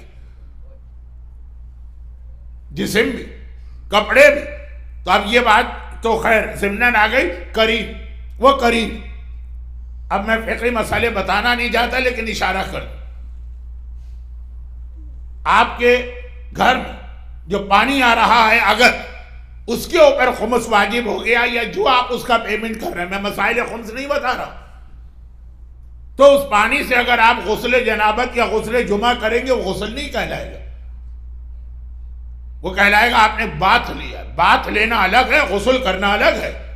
غسل کی کنڈیشن ہوتی، وضو کا پانی بھی اگر اس پر خمس واجب ہے تو اس سے وضو بھی غلط ہے بلکہ پانی کا استعمال حرام ہے. جو پانی پینا ہے اگر اس پر خمس واجب ہے تو اسلام میں خالی شراب حرام نہیں ہے، یہ پانی پینا بھی حرام. یقیناً دونوں کی کیٹیگری میں فرق ہے لیکن بات حرام کی ہو رہی ہے. یہ بیچ میں ایک بات نکل آئی تو کریم اسے کہتے ہیں جو خود نہیں کھاتا ہے دوسروں کو کھلاتا ہے. ہم تو سخی بن جائیں، یہ ہمارے لیے بہت بڑی چیز کہ خود بھی آپ استعمال کریں نعمتیں اور دوسروں کو بھی دے. تو یہ کریم اولاد کرام ہے، ایام اعزا کے 12 دن اس حوالے سے آپ کے لیے بہت اہم ہے. اپنی حاجتیں بھی پیش کریں، اپنے پرابلم بھی پیش کریں، خاص آقا حسین کے نام سے اور آقا حسین کے حوالے سے. مگر اچھا اب یہ سب جو کچھ بھی ہم کرتے ہیں، قرآن کریم کی ایک آیت ہے اور ایسی مشہور کہ میں نے آج میں نے 3 آیتیں پڑھی تھی، تلاوت کی تھی. پہلی 2 آیتوں میں تو مجمع بالکل خاموش تھا، تیسری آیت تو میں نے 2 لفظ کہے، مجمع نے خود ہی آیت مکمل کر دی. حل جزاء الاحسان الا الاحسان، احسان کا بدلہ صرف احسان. حضرت موسیٰ کا واقعہ یاد دلا دوں، واقعات جو کہ آج کل بہت مشہور ہو گئے تو میں ان کی ڈیٹیل میں نہیں جاتا، ورنہ میرا اپنا اوریجنل اسٹائل تو ہے ایک واقعہ 40 یا 35 منٹ لیتا. البتہ اس کو اگنور بھی نہیں کرتا ہوں، تھوڑا سا یاد دلا دوں. یہ کریم ابن کریم، یہ ایام اعزا کی آخری تاریخیں ہیں حسین سے ریلیٹڈ. بار بار جو جملہ میں کہہ رہا ہوں تو آپ کو سمجھ تو گئے ہوں گے، بہت ایکسپیرینس ہے آپ کو مجالس کا کہ مصائب کا پہلا جملہ بنے گا کہ اب آج سے زینب کا جہاد شروع ہوا. تو یہ بار بار جو جملہ آ رہا کہ حسین سے ریلیٹڈ حضرت موسیٰ کا کتنا مشہور واقعہ، میں اسے بھول کیوں جاتے ہیں. حضرت موسیٰ کو طور کی جانب جا رہے ہیں. حضرت موسیٰ کو وحی جبرائیل کے ذریعے نہیں ملتی، جبرائیل بھی آتے ہیں اوکیجنلی، لیکن زیادہ تر ڈائریکٹ بات ہوتی ہے اس درخت کے ذریعے سے. اور کوہ طور بنی اسرائیل میں ایک ایسے لوکیشن پہ تھا کہ موسیٰ کہیں پر بھی ہو وہاں تک جانے کا راستہ ہے تو کبھی کسی ٹاؤن سے، کبھی کسی سٹی سے، کبھی کسی علاقے سے جاتے. آج بھی جس جگہ پہ تھے وہاں سے کوہ طور جا رہے ہیں. کوہ طور پہ موسیٰ خالی وحی لینے نہیں جاتے، لوگوں کی حاجتیں، لوگوں کے سوال، لوگوں کے پرابلمز، یہ کانٹیکٹ ہے کوہ طور. تو اب یہ میں ٹائم آپ کا ویسٹ کر رہا ہوں. نئے علاقے سے جا رہے ہیں، کوہ طور کے چاروں طرف ڈیزرٹ ہی ڈیزرٹ ہے. کہا جاتا ہے کہ اوریجنل کوہ طور جو ہے وہ ایجپٹ میں، اور ایجپٹ کے ڈیزرٹ بعض روایتوں میں ہے نجف کے قریب ہے، لیکن نجف کا بھی ڈیزرٹ. اب ڈیزرٹ کے اندر جو کیا انگریزی میں کہتے ہیں اوسس یعنی نخلستان، اگر کوئی ایسی جگہ آ جائے اور آتی، یہ اللہ کی ایک نعمت، جگہ جگہ تھوڑی دیر کے بعد پانی کا ایک چھوٹا سا چشمہ یا اسپرنگ ہے اور 2-4 کھجور کے درخت ہیں اور تھوڑا سا گرینری اور گھاس. حضرت موسیٰ کیا every traveller in the desert, یہاں پہ وہ اسٹاپ کرتا جاتا. جیسے ہائی وے پہ آپ جا رہے ہیں تو راستے میں ریسٹ روم وغیرہ آتے ہوں گے رکنے کے لیے، مجھے تو نہیں پتا کہ میں امریکہ کسی ہائی وے پہ نہیں گیا. حضرت موسیٰ چل رہے ہیں، چلتے چلتے تھوڑا تھک گئے، پانی بھی پینا ہے، فیس بھی دھونا ہے. دیکھا ایک نخلستان نظر آ رہا، اس کی سائنز ہوتی ہیں جو بیان کرنے کا فائدہ نہیں. وہاں پہ پہنچے تو ایک عجیب منظر دیکھا کہ ایک درخت کے نیچے ایک بوڑھا اور ڈس ایبلڈ قسم کا آدمی پڑا ہوا. اب حضرت موسیٰ تو اللہ کے نبی ہیں، عام مومن کو بھی حکم کہ اگر ایسی کوئی تمہارے سامنے کوئی سچویشن آ جائے، اپنی بھوک پیاس چھوڑو، پہلے دوڑ کے جاؤ، شاید اس کو مدد کی ضرورت. حضرت موسیٰ دوڑ کے اس کے پاس گئے، پیاس لگی ہے، چہرہ دھونا ہے، فریش ہونا ہے، چھوڑو. اور کہا کہ اے شخص کہ تو یہاں کیسے، اتنا بوڑھا بھی ہے، بیمار، ڈس ایبلڈ، ہاتھ پاؤں سارے کے سارے نظر آ رہے ہیں کہ یہ کام نہیں کر رہے. کام کیا کر رہے ہیں؟ کھال بھی اڑ چکی ہے، گوشت بھی قائم ہے، ہڈیاں نظر آ رہی. اے شخص یہ تیری کیا حالت ہے؟ مسکرا کے کہا کہ یا نبی خدا میں تو آپ کا کافی دنوں سے انتظار کر رہا تھا، بہت دیر سے آپ آئے، تجھے پتا ہے کہ میں آ رہا ہوں؟ کہا ہاں اللہ نے مجھے بتا دیا تھا۔ تیری یہ کیا حالت ہے؟ کہا مجھے عبادت کا بہت شوق تھا اردو میں ہے پاسٹ ٹینس، اور اسلام میں بھی اس کو پاسٹ ٹینس بنائیے، یعنی جتنی عبادت یہ کر رہا ہے آج اتنی عبادت آپ کو رضا نہیں، ہماری عورتوں کو رضا نہیں۔ عورت کی سنت عبادت پر جو بڑی ریسٹرکشن ہے اسلام کی کہ بغیر شوہر کی اجازت کے بہت ساری سنت عبادتیں عورت کر ہی نہیں سکتی۔ بعض مراجع کے حرام ہے، بعض کے یہاں کراہت شدیدہ ہے، سنت روزہ، سنت نماز، سنت حج، عمرہ، زیارت، تلاوت قرآن، دعائیں، وظیفے، مصلی پہ بیٹھنا، اتنی سخت اس کی حدیثیں اب یہاں نہیں پڑھی جا سکتی۔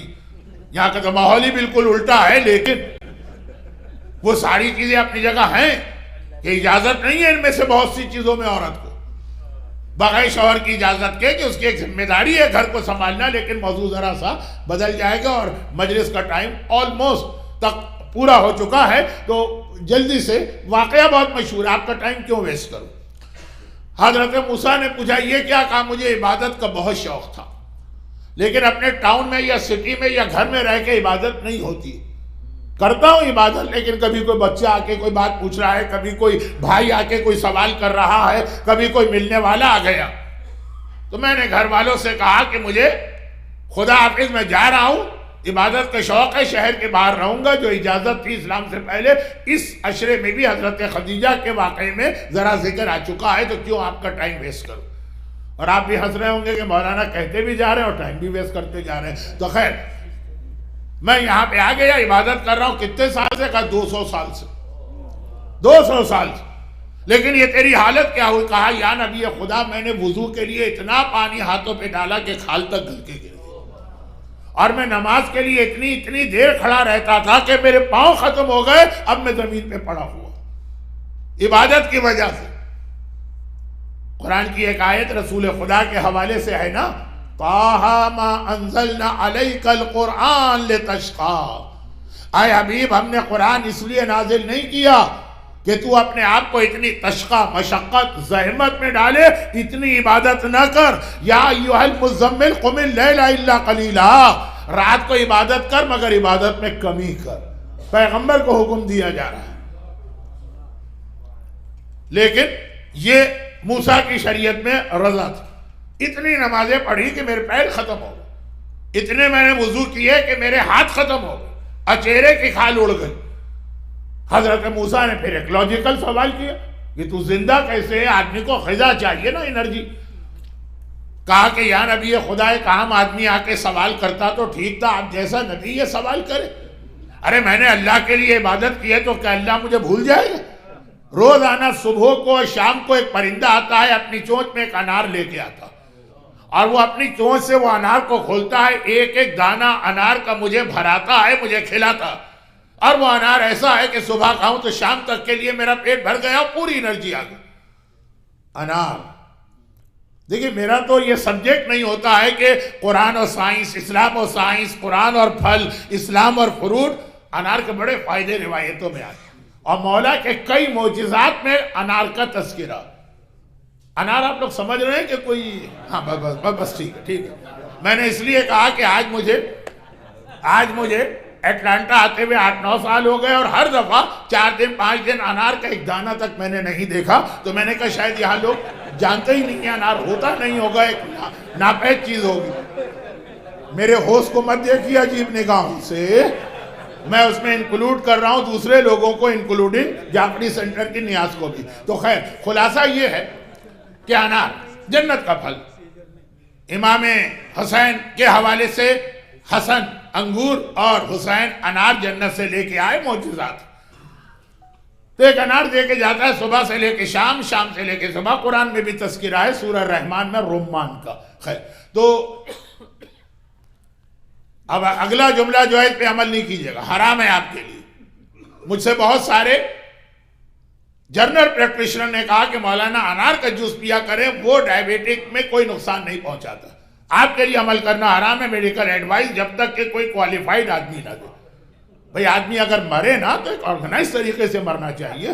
تو خلاصہ یہ ہے کہ میں جو بات کہہ رہا تھا کہ وہ حضرت موسیٰ نے کہا کہ ہاں یہ بات سمجھ میں آتی ہے، تو اللہ کی عبادت کرتا ہے، اللہ اس کا ریوارڈ دیتا۔ اچھا خیر اب مجھے دیر ہو رہی ہے، میں تو جا رہا ہوں آفیشل ڈیوٹی پر، وہی لینا ہے، کوہ طور پہ اللہ سے بات کرنا ہے۔ کہا یا نبی خدا، آپ نے یہ نہیں پوچھا کہ میں آپ کا اتنے سال سے انتظار کیوں کر رہا تھا؟ اب حضرت موسیٰ تو دل میں سمجھے تھے کہ یہ انتظار کر رہا ہوگا میری زیارت کے لیے، بتا چلا نہیں زیارت تو نہیں، کوئی اور بات تھی۔ تو حضرت موسیٰ نے نہیں سوال کیا، لیکن کہا کہ آپ نے پوچھا ہی نہیں۔ کہا اچھا تو بتا دے۔ کہا مجھے بہت دل چاہتا ہے کہ پہلے سے معلوم ہو جائے کہ جنت میں میرا اسٹیٹس آپ کے برابر ہوگا یا آپ سے بھی تھوڑا زیادہ ہوگا یا آپ سے تھوڑا کم ہوگا، کیا ہوگا جنت میں اسٹیٹس؟ اتنی عبادت ہے کی شوق تو ہوتا ہے نا آدمی کو، میں نے اتنی محنت کی ہے تو اس کا مجھے کیا ریوارڈ ملنے والا۔ حضرت موسیٰ نے کہا اچھا ہوا تو نے سوال ریپیٹ کر دیا، ورنہ جیسے ہی میں نے تیری سٹوری سنی خود میرے دل میں خیال آیا تھا کہ میں تیرے بارے میں یہ سوال کروں گا اللہ سے جا کر۔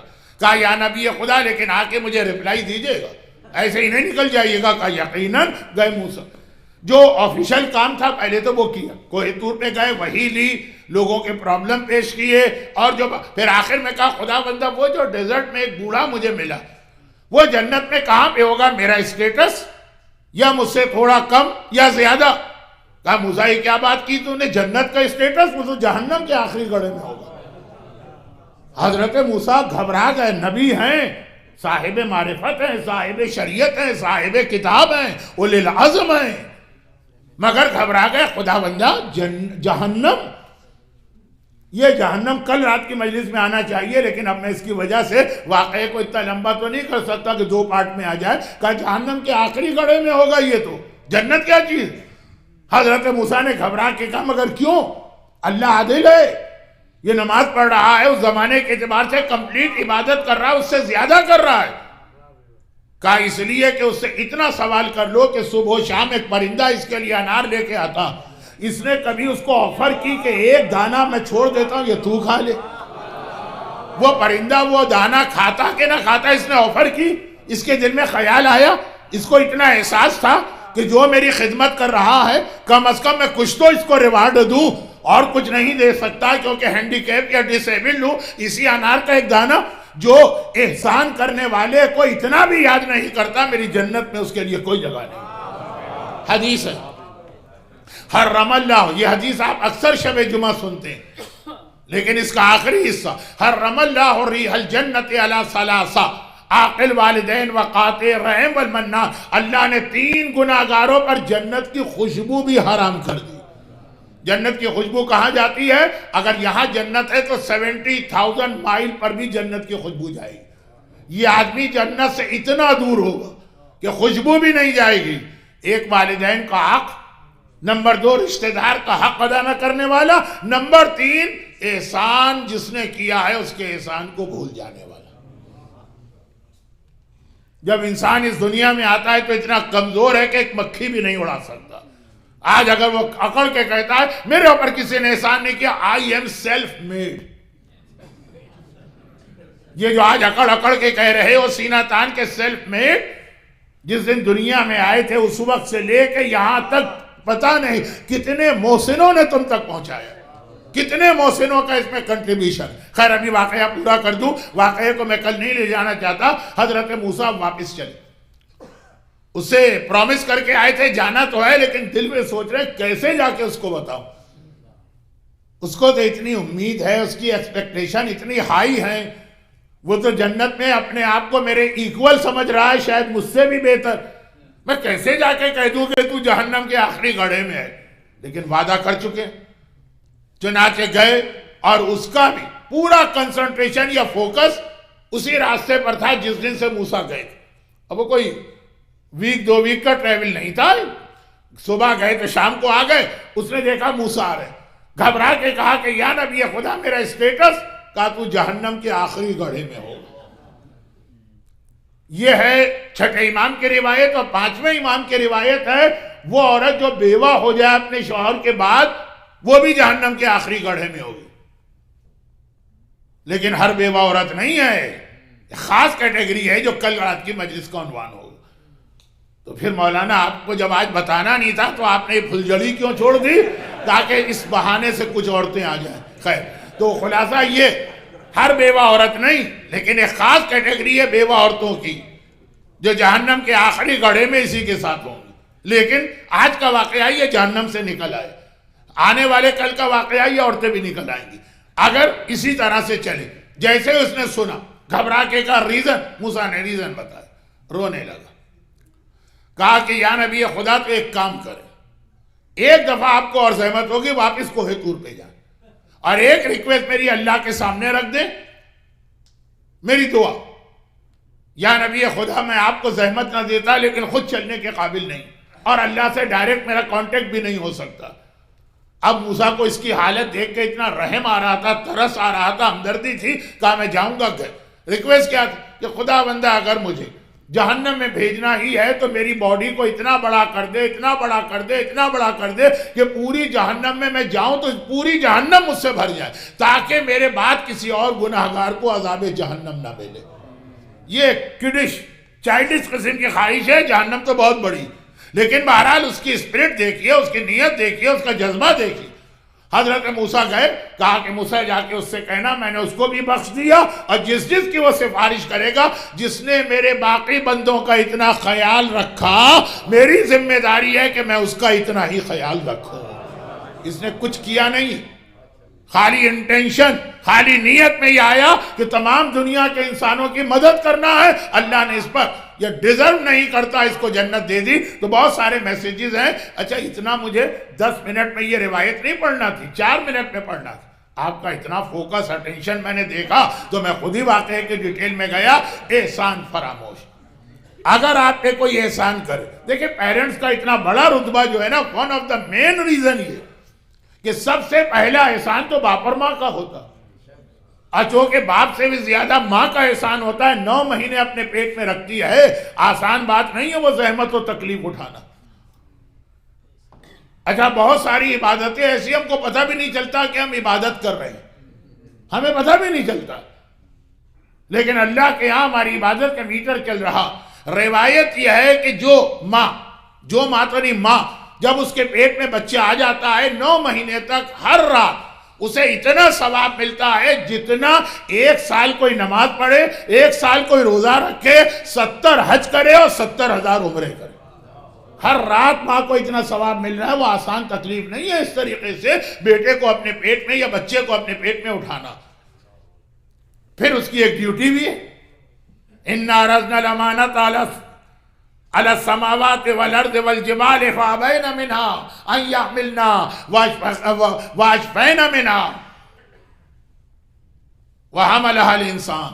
ہم نے ایک ٹرسٹ اور ایک ڈیوائن ریسپانسبلٹی زمین کو دی، زمین نے منع کر دیا. فَأَبَيْنَ منع کر دیا. آسمان کو دی، آسمان نے منع کر دی. والجبال پہاڑ کو یہ ڈیوائن ریسپانسبلٹی دی، اس نے منع کر دیا. انسان نے یہ ڈیوائن ریسپانسبلٹی قبول کر دی. سورہ احزاب کی سیکنڈ لاسٹ آیت جو خطبے میں تلاوت کی، اب تک ترجمے کا وقت نہیں ملا تھا، میں نے کسی طرح سے یہاں پہ ترجمہ کر دیا. ایک ڈیوائن ریسپانسبلٹی ماں کو ملی، ثواب بھی بہت زیادہ ہے، لیکن پھر باپ کا بھی رول کم نہیں ہے. چنانچہ احسان میں لسٹ میں سیکنڈ نمبر پہ باپ آتا. اور پھر آپ کا ٹیچر بہت اہم ہے اور بہت ضروری ہے کہ صحیح ٹیچر ہو. معاویہ، آپ کے زبان پہ لعنت آئے گی، لعنت نہیں لائیے، رحمت لائیے، کیونکہ جس معاویہ کا میں نے نام لیا ہے یہ اصلی معاویہ کا پوتا ہے اور یزید کا بیٹا، جس نے تخت خلافت پر جا کر سخت کو ٹھوکر ماری اور کہا نہیں چاہیے مجھے یہ حکومت جس کی بنیاد خون حسین پہ رکھی گئی. میرے باپ نے غلطی کی، وہ جہنم میں جل رہا ہے. میرے دادا نے غلطی کی، وہ عذاب خدا کا نشانہ بنا. میں اپنے بزرگوں کی غلطیوں میں شیئر نہیں لینا چاہتا. ہے کوئی مومن آج خمس دیتے ہوئے تو جان نکلتی. باپ نے اگر کوئی حرام کام کیا، حرام پراپرٹی، حرام بزنس، بیٹا کہتا ہے میرا اس سے کیا تعلق، میں تو کوئی حرام کام نہیں کر رہا. یزید کا بیٹا ہے، رول ماڈل ہے ہمارے لیے. ڈیٹیل میں اس لیے نہیں جا رہا کہ اس کا بھی بہت ذکر آج کل ممبر پہ ہوتا، مگر سوال یہ ہے کہ یزید کا بیٹا اتنا چینج کیسے ہوا؟ اپنے ٹیچر کی وجہ سے. یزید نے وہ کام کیا جو آج بہت سے مومن کر رہے ہیں، یعنی بچہ پیدا کر کے چھوڑ دیا، کہاں پڑھ رہا ہے، کن کے ہاتھوں میں، کون اس کو ٹرین کر رہے ہیں، کون اس کے ٹیچر ہے، کوئی اس کی کیئر نہ کی. ایک مومن پہنچ گیا، اس نے یزید کے بیٹے کو مومن بنا دیا. اور 3 ایگزامپل ایسی اللہ نے ہر خاندان میں پیدا کی. اب میں جملے کی وضاحت نہیں کر رہا ہوں، 3 مثالیں اللہ نے. حضرت ابوبکر کا بیٹا محمد ابن ابی بکر، کیا شان ہے. فاطمہ نے عباس کے لیے کہا عباس میرا تیسرا بیٹا ہے، محمد کے لیے مولا نے کہا کہ محمد میرا تیسرا بیٹا، کیونکہ یہ امام حسن اور امام حسین کے بعد پیدا ہوئے تھے ابی بکر کے گھر. اور بنو امیہ کے خاندان سے یزید کا بیٹا، اور بنو عباس کے خاندان سے وہ ہارون کا بیٹا جس کا واقعہ آ گیا. یہ اگزامپل اللہ نے کیوں کوٹ کی؟ کبھی مایوس نہ ہونا. بدترین ماحول میں، بدترین گھرانے میں، بدترین والدین کے یہاں، بدترین فیملی لائف کے بیچ میں بھی اتنے اچھے بچے بن سکتے ہیں. تم تو ذرا سا ٹینشن دو. لیکن میں شاید اپنے موضوع سے تھوڑا سا ہٹ گیا. احسان باپ کا، ماں کا، ٹیچر کا، یہ احسان تو ہر ایک کو پتا. مراجے کا، دیکھیں مراجے کا ایک احسان عظیم ہے ہم پر، ورنہ 70,000 حدیثیں اور 6,000 آیتیں روزانہ پڑھ کے آپ کو ہر مسئلے کا حل خود نکالنا پڑتا. اور اتنا آسان نہیں ہے 70,000 حدیثیں کہ آپ نے کہا ہم تو انٹرنیٹ کے گوگل کے سرچ انجن میں چلے جاتے اور لفظ صلاۃ ٹائپ کرتے ساری حدیثیں آ جاتی. کیوں نہیں بنتا ہے گوگل مرجع اور مجتہد؟ اس لیے کہ ساری حدیثیں آ جانا انف نہیں ہے. کچھ ایگزامپل کل دوں گا. آج کا وقت جو مومنین آج آ گئے اتنی زحمت برداشت کر کے. احسان ہے مراجے کا. چنانچہ میں ہمیشہ جب کسی قافلے کے ساتھ حج پر جاؤں یا عمرے پہ جاؤں کہتا ہوں ایک طواف ان کے لیے کر. جب زیارت پہ جاؤں ایک زیارت ان کے لیے پڑھوں. نہ وہ آپ سے ڈیمانڈ کرتے ہیں، نہ وہ آپ سے ایکسپیکٹیشن رکھتے ہیں. لیکن مسئلہ ڈیمانڈ اور ایکسپیکٹیشن کا نہیں ہے. وہ پرندے نے ایک انار کھلایا، اسے اس کی کوئی ایکسپیکٹیشن نہیں ہے، لیکن جو انار کھا رہا ہے اس کی بھی تو کوئی ذمہ داری ہے. تو اب مراجے بھی اس میں آ گئے. پھر کتنے ہی آپ کے فرینڈز ہوں گے، کتنے ہی آپ کے رشتہ دار ہوں گے. مجھے نہیں پتا کہ اٹلانٹا میں اتنی بڑی جماعت کیسے آ گئی کہ ایکچول شہر میں جماعت چھوٹی رہے گا، یہاں بڑی ہو گئی. لیکن کسی نہ کسی کا اس کے اندر رول تو ہوگا ایک دوسرے کی مدد کرنے. دنیا اسی طرح چلتی. جس نے آپ کی مدد کی اس کی مدد کسی اور نے کی ہوگی، اور آپ کی مدد کسی نے کی ہے تو آپ نے بھی بعد میں کسی کی مدد کی ہوگی. مگر احسان کو ہمیشہ یاد رکھنا. مگر یہ ساری لسٹیں، یہ سب پیچھے ہے. سب سے بڑا احسان ہم پر حسین مظلوم کا. ہمارا محسن اعظم، سب سے بڑا احسان ہم پر حسین مظلوم کا ہے، جس کی وجہ سے آج ہم اس دین کو اپنے ساتھ لے کے بیٹھے ہیں. اور یہی دین ہے جو دنیا میں بھی آپ کو برکتیں دے رہا ہے، آخرت میں بھی آپ کا بیڑا پار کرا کے آپ کو جنت میں لے جائے. یہ حسین کی وجہ سے. اسی لیے ہم ہر چیز بھول جاتے ہیں، حسین کو نہیں بھولتے. دیکھیں پہلے 10 دن میں لوگ اپنی اولاد کو بھول جاتے ہیں، حسین کو نہیں بھولتے. ماؤں سے پوچھئے گا، عورتوں سے پوچھئے گا. پہلے 10 دن میں ہم اپنی نیند کو بھول جاتے ہیں، حسین کو نہیں بھولتے. یہ محسن اعظم ہے ہمارے. یہ ہماری عزاداری اسی حوالے سے. مگر حسین کو یاد کرنے کا طریقہ کیا؟ پرندے کے لیے تو کہہ دیا خدا نے کہ اے موسیٰ اس سے کہو ایک دانہ اس کے لیے چھوڑ دو. ہر ایک کا احسان اس کے اعتبار سے ہوتا. جو اس نے خدمت کی اس کے اعتبار سے احسان ہوتا ہے. احسان صرف پیسے کا نام نہیں.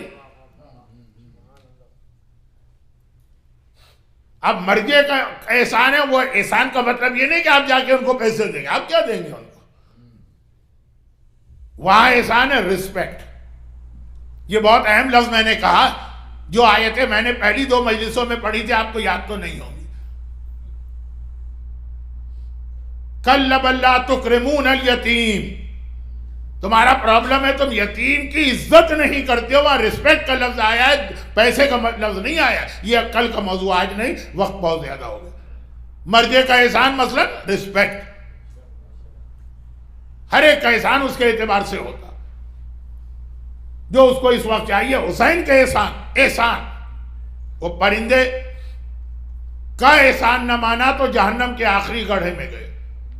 اور جو اصغر قربان کر دینے والے حسین کا احسان نہ مانے، اکبر قربان کر دینے حسین کا احسان یہ کہ جو حسین کا مقصد. یہی کل رات کی شام غریبہ کی مجلس میں نے ایک میسج دیا تھا نا کہ لبیک یا حسین حل من ناصرین کا جواب. یہ مت کہیے گا کہ وہ 61 ہجرہ تھا، یہ 41 ہجرہ، تو پھر بھی کم ہے ٹائم. جب ہم حج اور عمرے پہ جاتے ہیں تب بھی کہتے ہیں لبیک. اور یہ جواب ہے حضرت ابراہیم کی قول کا، اذن فی الناس بالحج یاتوک رجالا. ابراہیم لوگوں کو حج کی قول کرو تو وہ خانہ کعبہ کی طرف آئیں گے. وہ تو 5000 سال پہلے پکارا، آج ہم کہتے ہیں لبیک اللہم لبیک. تو جب آپ کہتے ہیں لبیک یا حسین، یہ حل من ناصرین کا جواب ہے. اور حل من ناصرین کا مطلب کیا تھا؟ آج آپ دیکھیے کہ کس طرح سے اسلام کو، اب یہ لفظ میں غلط کہہ رہا ہوں لیکن ٹائم نہیں ہے تو غلط لفظ سن لیجیے. آج دیکھیں کہ اسلام کو کیا ضرورت. اگر باپ کے پاس پیسے بہت زیادہ تو آپ کو ضرورت نہیں ہے اس کی ہیلپ کرنے کی، لیکن اگر وہ لونلی اور اکیلا ہے تو آپ کو جا کے اس کے ساتھ رہنا. یہاں پہ باپ کا احسان پیسے دینا نہیں ہے. بہت سے لوگ یہ سمجھتے ہیں. دیکھیں یہ انڈیویجول کیس ہے، میں ایک سیٹ فارمولا نہیں بتا رہا کہ جی وہ ہمارے باپ انڈیا میں ہیں، ہم روزانہ ان کو 2000 ہر مہینے $2000 بھجوا دیتے ہیں. لیکن میں ایسے باپ کو بھی جانتا ہوں کہتے ہیں نہیں چاہیے ہمیں پیسہ، ہمیں اپنا بیٹا چاہیے. جیسے جس کی ضرورت. اگر کوئی آدمی بیمار ہے تو اس کی مدد یہ نہیں ہے کہ آپ اس کو بریانی تو آپ لوگ کھاتے ہی نہیں ہیں، جو بھی آپ کھاتے ہوں گے وہ لے جائیں. اس کی ضرورت ہے، اس کو آپ ڈاکٹر کے یہاں لے کے جائیے. مثلا بہت ایگزامپل جو ہے نا بہت ہی خراب ایگزامپل ہے لیکن ٹائم نہیں. حسین کی مدد یہ ہے کہ آج اسلام کو کس چیز کی ضرورت. 61 ہجری میں اسلام کو ضرورت تھی اکبر کے چھدے کلیجے کی، اصغر کے چھدے گلے کی، عباس کے کٹے بازوؤں کی، زینب کی چھینی چادر کی، حسین کے کٹے سر کی. حسین نے یہ قربانی. آج آپ دیکھیے آج اسلام کو کیا ضرورت. اور اس سوال کا جواب کل آئے گا. بس یہاں تک میں نے بات پہنچائی. اس سوال کا جواب کل آئے گا. کل 2-3 باتیں جمع ہو گئی ہیں لیکن انشاءاللہ آج کی طرح سے میں within ٹائم لیمٹ مجلس مکمل کر دوں. اور تو مثالیں چھوڑیے. 61 ہجرہ اور 41 ہجرہ، اس دو کی تو مثال چھوڑیے. خود 61 ہجرہ میں بھی کربلا میں اسلام کو کوئی اور ضرورت تھی اور کوفے اور شام میں کوئی اور ضرورت تھی. کربلا میں کوئی آتا ہے، حبیب آئے، ہرائے، کہا ہمارے ساتھ جہاد کرو. کوفہ اور شام میں کوئی آتا ہے، مولا سجاد یہ منظر نہیں دیکھا جا رہا، دل چاہتا ہے تلوار نکال کے ان کا تو کیا خاتمہ کروں گا، خود اپنے آپ کو ختم کر دوں. کہا نہیں، یہاں پہ تلوار نہیں چلانا. یہاں کی ڈیمانڈ، یہاں کی ریکوائرمنٹ، یہاں کے جہاد کا طریقہ الگ. وہاں تلوار کے ذریعے جہاد تھا، یہاں مظلومیت کے ذریعے جہاد. خود اسی وقت اسی ٹائم پیریڈ میں ودن ویک نہیں، ودن اے ڈے جہاد کا طریقہ بدل گیا. بس یہی آپ کے زمانے کی کیا ڈیمانڈ ہے. انشاءاللہ جو کچھ میں سمجھاؤں کل میں آپ کو بتاؤں گا. باقی باتیں آپ خود ہی سمجھدار ہیں، مجھ سے زیادہ کل آپ سمجھیں.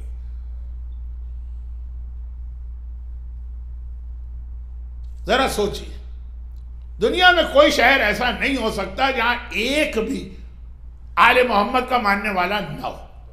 ایک آدھ آج کی بات نہیں کر رہا، اس وقت یزید کے دربار تک میں محبان اہل بیت تھے. مختار کے واقعے میں آپ نے دیکھا ہے نا کہ مختار کو کوئی یزید سے ملاقات نہیں کرنے دے رہا تھا. ایک حبشی غلام کالے کپڑے پہن کے روتا ہے اسی دربار میں، اور وہ ذریعہ بنا کہ وہ مختار کو یزید سے ملاتا ہے. بلکہ نہیں، مختار نہیں، جس نے مختار کو آزادی دلوائی عمیر ابن عامر. مختار جیل میں، ابن زیاد نے کہا مر جاؤں گا اس کو نہیں چھوڑوں گا. یزید کے پاس سے آرڈر لے کے کون آیا؟ عمیر. عمیر کون ہے؟ عام آدمی ہے، کون اس کو دربار میں جانے دے. معلوم ہوا ایک مومن غلام دربار میں نکل آیا. اچھا وہ تو ایسا تھا کہ ہر ایک کو پتا تھا یہ مومن. بہرحال تاریخ ڈیٹیل میں جانے کا وقت نہیں ہے. ہندا سے یزید کو دلی محبت تو تھی، تو ہندہ تو مر گئی غم حسین میں، لیکن اس کا اپنا جو غلام تھا ہمیشہ یزید نے اس کو ایک عزت دی. جو چیزیں کسی اور کے لیے برداشت نہیں تھی، اس غلام کو ایگزمپٹ کیا. وہ روتا رہتا تھا کالے کپڑے، مگر یزید کے دربار میں نکل آیا ایک شیعہ. اور اسی طرح سے جس آدمی نے یزید کے خزانے سے آقا حسین کا کٹا ہوا سر چوری کر کے نجف میں پہنچایا اور مولا علی کے پہلو میں دفن کی. آپ نجف جاتے ہیں، مولا کی زری سامنے، آپ کے جو لیڈر ہیں وہ آپ سے کہتے ہیں یہاں ہم ایک نہیں 4 زیارتیں پڑھیں گے اس زری پر. مولا علی کی زیارت ٹھیک، حضرت آدم کی زیارت ٹھیک ہے وہ ان کے پہلو میں، حضرت نوح کی زیارت وہ بھی ٹھیک ہے وہ ان کے بھی پہلو میں، اور آقا حسین کی زیارت کی آقا حسین کی زیارت کیوں پڑھیں گی؟ کیا جو ایک عام طریقہ ہے کہ ہر جگہ پڑھو؟ نہیں، کہا نہیں، اسی زری میں آقا حسین کا کٹا سر بھی دفن. تو یہ آدمی یزید کے خزانے سے آقا حسین کا کٹا سر چوری کر کے نجف تک لایا. کربلا تو جا ہی نہیں سکتا تھا، کربلا تو چاروں طرف سے بند. وہ بھی یزید کے محل کا ہی تو تھا آدمی. تو ہر جگہ ایک آدھ مومن تو ہوتا ہی تھا. کوفے کے بازار میں بھی کچھ مومن تھے. کوفے میں تو مولا کافی عرصے رہے، حبیب ابن مظاہر کا پورا خاندان. وہ آ کے کہتے مولا سجاد یہ منظر نہ دیکھا جائے، اجازت دیجئے مر جانے کی منع کر دیتے. اور آج حسین کا لٹا قافلہ بازار کوفہ پہنچ چکا ہے. 11 محرم ہے نا. حسین کا لٹا قافلہ آج بازار کوفہ میں پہنچ چکا ہے. بازار کوفہ کسے کہتے ہیں؟ صرف ایک جملہ کہہ رہا ہوں، ورنہ یعنی مصائب تو ابھی پڑھنا ہے، لیکن کیونکہ آج کی تاریخ کے اپنے مسائل ہیں، اس لیے جو جملہ ابھی کہہ رہا ہوں اس کی ڈیٹیل میں نہیں جا رہا ہوں، ورنہ یہ تو میں 15 منٹ اس جملے کی ڈیٹیل میں جاتا ہوں. وہ کیا جملہ کہہ رہا ہوں کہ جس کے بعد پھر میں آج کی تاریخ کے مسائب پہ آتا ہوں. آقا سجاد کے سینے پہ کتنے داغ ہیں، کتنے لاشیں اٹھائیں. وہ کل میں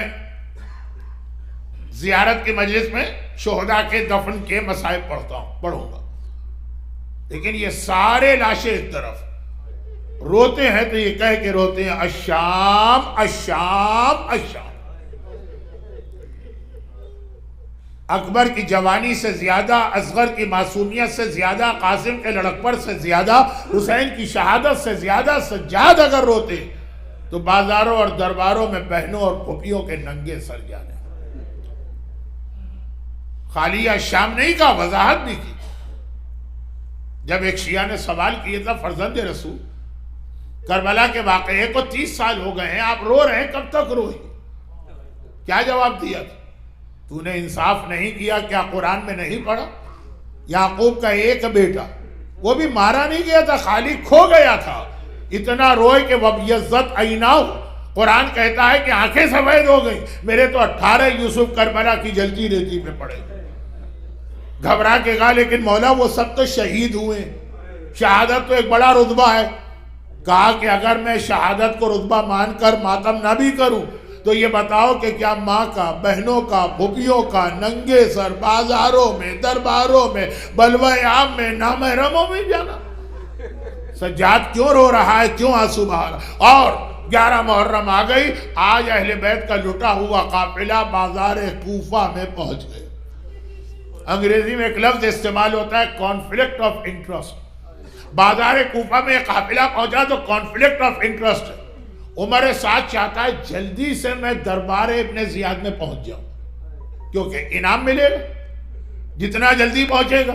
اور ابن زیاد کہتا ہے کہ قافلے کو بازار میں روکو، جتنا دیر سے لا سکتے ہو لے کے آؤ. وہ کیوں یہ چاہتا ہے؟ 2 ریزن بتا رہا. پہلا ریزن یہ کہ ابھی میرے دربار کا ڈیکوریشن اور سجاوٹ انکمپلیٹ. محمد کی نواسیاں جلتے سورج کے نیچے رہیں، محمد کے نواسیاں بازار کوفہ میں کھڑی رہیں، کوئی بات نہیں ہے، پہلے میرا دربار ڈیکوریٹ ہونا ضروری. اور دوسرا ریزن یہ ہے کہ اے عمر سعد تو قافلے کو اگر جلدی سے لے کے آ گیا تو اس سے میرا دل مطمئن نہیں ہوگا. میں چاہتا ہوں اتنی دیر یہ قافلہ بازار میں کھڑا رہے کہ کوفے کا ایک ایک مرد اور ایک ایک جوان و بچہ محمد کی نواسیاں، علی کی بیٹیاں اور حسین کے حرم کا جی بھر کے تماشا دیکھ لے. چنانچہ قافلہ روک دیا گیا، آرڈر تو ابن زیاد کا چلے گا۔ اور اللہ کیا حالت تھی اس وقت میرے آقا سجاد کی اور میرے مولا حسین کی۔ حسین نے پورے کربلا کے واقعے میں کہیں کوئی معجزہ پبلک میں نہیں دکھایا، لیکن بازار کوفہ کا امتحان اتنا بڑا ہے کہ حسین وہاں پہ پہلی بار لوگوں کے سامنے معجزہ دکھا رہے ہیں۔ اور وہ کیا تھا؟ نوک نیزہ پر حسین کے کٹے سر نے قرآن کی تلاوت شروع کر دی۔ پوچھا گیا کہ آخر پورے واقعے میں یہیں پہ تلاوت قرآن کیوں کی؟ کہا تاکہ سارے مجمع کی اٹینشن ادھر ڈائیورٹ ہو جائے۔ یہ تو ایک میریکل تھا نا، کوفے کے سارے مرد دوڑ کے یہاں پہ آ گئے، نوک نیزہ پر حسین کے کٹے سر کو تلاوت قرآن کو دیکھ رہے۔ میری زینب کے چہرے سے نامحرم کی نگاہ ہٹ جائے، میری بیٹیوں کے بالوں سے نامحرم کی نگاہ ہٹ جائے۔ معجزہ دکھایا لیکن زینب کا پردہ بچانے کے لیے، لیکن اپنی بیٹیوں کا پردہ بچانے کے لیے۔ لیکن وہ تو پھر بھی آقا حسین تھے، کائنات کا سب سے بڑا صابر انسان۔ نوک نیزہ پہ تلاوت قرآن شروع کی، مگر عباس جیسا غیرت مند تو یہ بھی برداشت نہ کر سکا۔ 11 محرم کا قافلہ، 11 محرم کی ڈیٹ ختم ہوئی ہے نا، 11 محرم کا قافلہ جب میدان کربلا سے چل رہا تھا تو کٹے ہوئے سر جمع کر کے نوک نیزہ پہ بلند کیے جا رہے تھے۔ تاریخوں میں ہے کہ ایک سر تھا جسے جب نوک نیزہ پہ بلند کرتے تھے وہ نیزے سے زمین پہ گر پڑتا تھا۔ 3 مرتبہ کوشش کی گئی، آخر عمر سعد بھی عاجز آ گیا، کہا خولی یہ سر اپنے گھوڑے کی گردن سے باندھ لے، ہمارے پاس ٹائم نہیں، ہم کو دیر ہو رہی ہے کوفے پہنچنا۔ اور جب یہ کٹا سر خولی نے اپنے گھوڑے کی گردن سے باندھا اور خولی کا گھوڑا کربلا سے کوفہ اور کوفے سے شام سر جھکا کے دوڑتا تھا، یہ کٹا سر پورے راستے زمین سے ٹکرا کے اتنا زخمی شام میں پہنچا۔ کسی نے پوچھا مولا سجاد آخر یہ کٹا سر کس کا تھا جو کہ نوک نیزہ پہ نہ رکا؟ سجاد کا سر جھک گیا۔ ایک مرتبہ کہا یہ میرے غیرت مند چچا ابو الفضل العباس کا کٹا سر تھا۔ راوی نے کہا تو مولا آخر یہ سر نوک نیزہ پہ کیوں نہ رکا؟ ہائے سجاد چیخے مار کے رو دیا، کہا تجھے کیا پتا، میرا غیرت مند چچا جس نے کبھی گھر کے صحن میں بھی اپنی بہن کا کھلا سر نہ دیکھا، یہ منظر کیسے دیکھتا؟ میں نوک نیزہ پر ہوں اور میری بہنیں ظالموں کے دربار نامحرم کے مجمع میں بے مخنہ و چادر کے لے جائی۔ الا ولعنت اللہ علی اعدائہم اجمعین۔ پروردگارہ باب الحوائج عباس علمدار کی اس غیرت و وفا کا واسطہ، پروردگارہ اور کائنات کے سب سے بڑے مظلوم میرے مظلوم آقا حسین کے ان مصائب کا واسطہ، جو مومنین اور جو مومنات آج کے مجلس میں آئے ہیں ان کو، ان کے گھروں کو، ان کی روزی کے ذرائع کو، ان کے گھر والوں کو اور ان کی اولادوں کو دنیا اور آخرت کی ہر پریشانی سے محفوظ فرما۔ صف اعضاء پہ بیٹھ کے گریہ کرنے والوں کے تمام مرحومین اعلی علیین میں جوار اہل بیت سے ملحق فرما اور ان کی ساری حاجتیں پوری فرما۔ پروردگارہ ہر مومن اور مومنہ جو صاحب اولاد ہے اسے اولاد کے ہر دکھ اور ہر صدمے سے محفوظ فرما، اور جو بے اولاد ہیں انہیں رباب کی اصغر کا واسطہ صاحب اولاد فرما۔ ہمارے بیماروں کو شفائے کاملہ عطا فرما۔ دنیا بھر کے مظلوم شیعان حیدر کرار کی جان مال عزت اور اولاد کی حفاظت فرما۔ پروردگارہ ہمارے تمام مراجع اور مجتہدین کا سایہ، خصوصاً حضرت آیت اللہ سیستانی کا سایہ ہمارے سروں پہ قائم و دائم فرما، اور ان مظالم کے انتقام کے لیے اپنی آخری حجت وارث معصومین امام زمانہ کے ظہور میں تعجیل فرما۔ ماتم حسین۔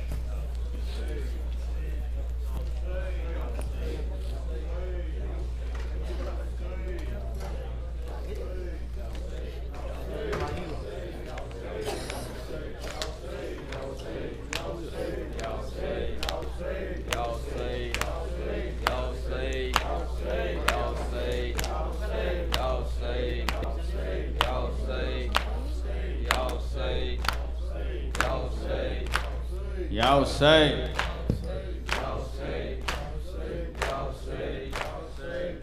پر پردہ دنیا کو سکھانے والی آئی بازاروں میں زینب، پردہ دنیا کو سکھانے والی آئی بازاروں میں زینب، پردہ دنیا کو سکھانے والی آئی بازاروں میں زینب، پردہ دنیا کو سکھانے والی آئی بازاروں میں زینب، گھر سے باہر بنانے والی آئی بازاروں میں زینب، پردہ دنیا کو سکھانے والی آئی بازاروں میں زینب، جس نے بابا سے چھڑائے تھے کئی بار اسیر، جس نے بابا سے چھڑائے تھے کئی بار اسیر، آزاد کرانے والی قیدی آزاد کرانے والی آئی بازاروں میں زینب، پردہ دنیا کو سکھانے والی آئی بازاروں میں زینب، جلتے خیموں سے اٹھا لائی عباس کے بعد، جلتے خیموں سے اٹھا لائی عباس کے بعد، علی عابد کو بچانے والی آئی بازاروں میں زینب،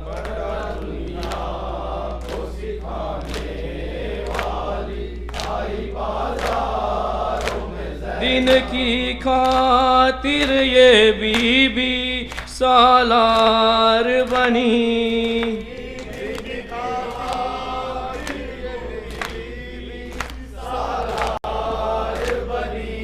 بن کے عباس دکھانے والی عباس دکھانے والی آئی بازاروں میں زینب، پردہ دنیا کو سکھانے والی آئی بازاروں میں زینب، اے زینب میری بہنا، اے زینب میری بہنا، اے زینب میری بہنا، اے زینب میری بہنا، قافلہ ایک میں لایا تھا، قافلہ ایک لے جا زینب، قافلہ ایک میں لایا تھا قافلہ ایک لے جا زینب، راستہ مشکل ہے تو کیا، راستہ مشکل ہے تو کیا، ناد علی دہرا زینب، قافلہ ایک میں لایا تھا قافلہ ایک لے جا زینب، قافلہ ایک میں لایا تھا قافلہ ایک لے جا زینب، میری دعا ہے ساتھ تیرے، غم نہ کر جو ہاتھ بندھے، ساتھ میرا تھا کربل تک، جانا ہے اب شام تجھے، ایک وظیفہ ہو تیرا، ناد علی دہرا زینب،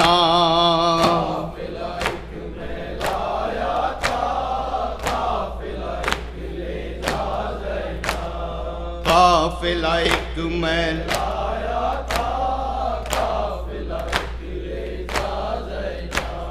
لے کے علم تو غازی کا، آج سے خود غازی بن جا، تو بھی علی کی بیٹی ہے، زخموں سے گھبرانا کیا، رک نہ سکے پیغام میرا، ناد علی دوہرا زینا قافلہ ایک میں لایا تھا قافلہ ایک لے جا زینا قافلہ ایک میں لایا تھا قافلہ ایک لے جا زینا آنسو پوچھ لے دامن سے آج گزر جا مقتل سے میری بہن ہے تو زینب صبر کی منزل طے کر لے لاکھ مخالف ہو یہ ہوا ناد علی دوہرا زینا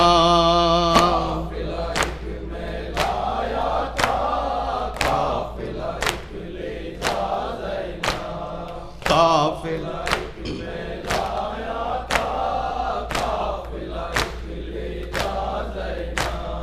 بال سکینہ جب روئے میرے بنا جب نہ سوئے اس کو تسلی تم دینا پہنچے گا آرام مجھے سن لے میرے دل کی یہ صدا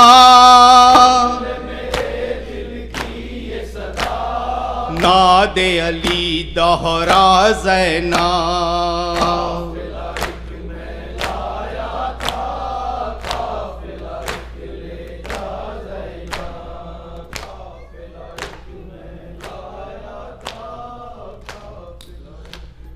دیکھو اے کوفیو میں زینب دلگیر ہوں دیکھو اے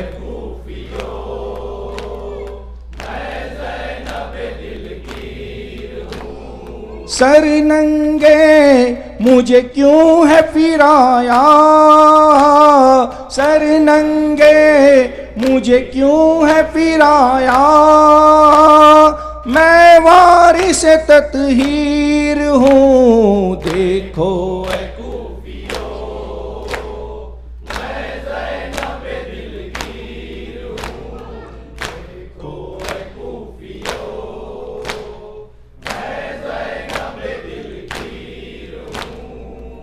آل احمد کا تماشا دیکھنے آئے ہو کیوں اپنی غیرت کا جنازہ دیکھنے آئے ہو کیوں بے کفن روئے جو پلاسا دیکھنے آئے ہو کیوں میں اسی مظلوم کربل میں اسی مظلوم کربل کی تو کی ہم سیر ہوں دیکھو اے کوفیو میں زینب دلگیر ہوں دیکھو اے کوفیو میں زینب دلگیر ہوں جس کا سجدہ قلب یزداں میں سمایا وہ حسین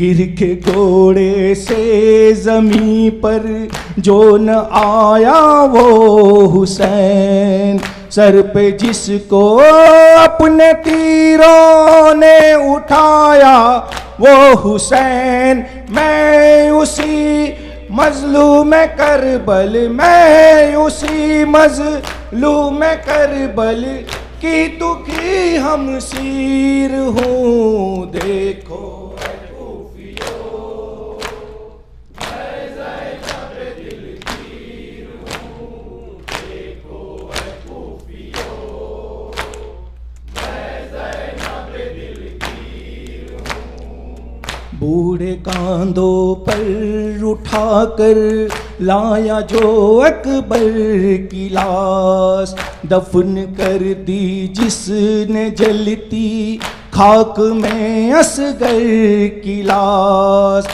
بے کفن بے گور ہے اس صاحب بہرو بر کی لاش میں اسی مظلوم کربل میں اسی مظلوم کربل کہ دکھی ہم سیر ہوں دیکھو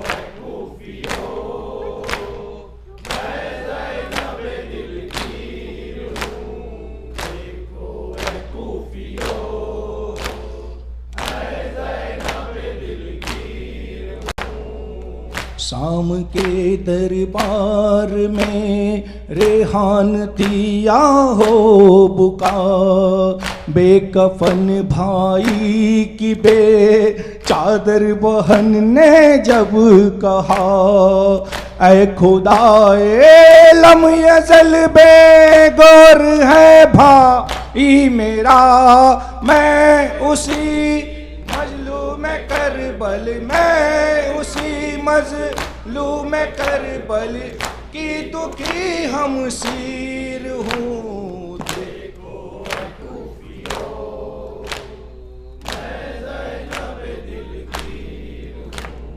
پر محمد وآل محمد صلوات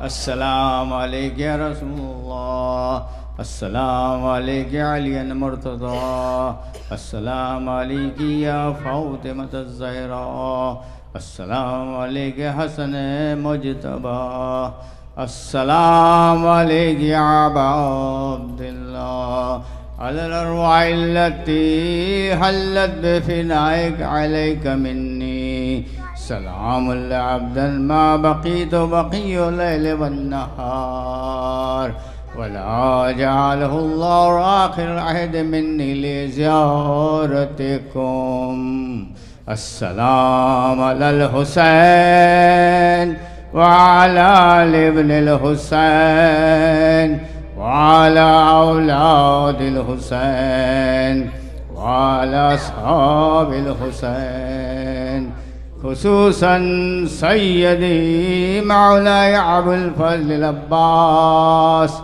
عباس ابن أمير المؤمنين وقاسم ابن الحسن ومسلم بن عقيل وحاني ابن عروة وحبيب ابن مظاہر حور الشہید ریائی السلام علیکہ امام سجاد المظلوم الغریب السلام علیکہ یا جناب زینب قبرا السلام علیکہ یا جناب سکینہ ام کلثوم رباب رقیہ السلام علیکم ورحمۃ اللہ وبرکاتہ السلام علیکم یا مولا وابن مولا السلام علیکم یا غریب الغرباء السلام علیکم یا معین الضعفاء والفقراء السلام علیکم یا شمس الشموس یا انیس النفوس یا علی ابن موسیٰ الرضا ورحمۃ اللہ وبرکاتہ السلام علیکم یا مولانا صاحب العصر والزمان علمان علمان علمان السلام علیکم یا خلیفۃ الرحمن السلام علیکم یا شریک القرآن